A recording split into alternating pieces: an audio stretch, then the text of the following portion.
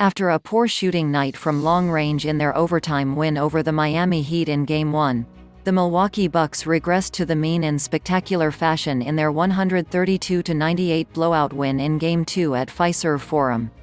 Milwaukee started the game with a historic first quarter, in which they dominated virtually every facet of the game. Their 10 three-point baskets matched an NBA record for the most in a quarter, and their 26-point lead matched the largest after the first quarter in postseason history. Bucks guard Bryn Forbes was the catalyst for the early onslaught from distance. The sharpshooting reserve drained 5 of 6 from beyond the arc in the first quarter alone.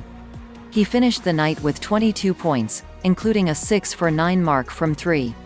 "If my man got the hot hand, I'm going to him," Bucks point guard Jrue Holiday said. "And he wasn't missing, so at that point we were running everything to him just to see what happens." While Forbes paced the Bucks from the outside, Giannis Antetokounmpo controlled the interior, where the Heat had no answer. He turned in an efficient effort, throwing down 6 dunks in his 12-for-23 night from the field and finishing with 31 points, 13 rebounds, 6 assists and 3 steals in 31 minutes. With the game out of reach in the third quarter, Antetokounmpo delighted the home crowd with a soccer exhibition, juggling a basketball with his feet 9 times, during a stoppage in play. "I can do probably like 300 of those," Antetokounmpo said. "I wanted to play soccer. I didn't want to play basketball growing up."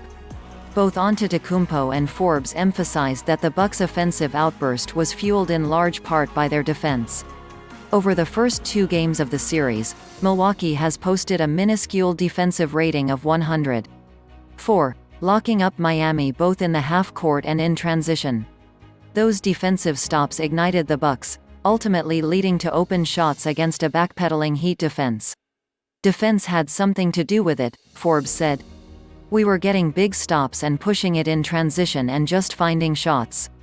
From the outset, the Bucks leveraged the Heat's aggressive double teams with timely pass-outs and crisp reversals to open shooters.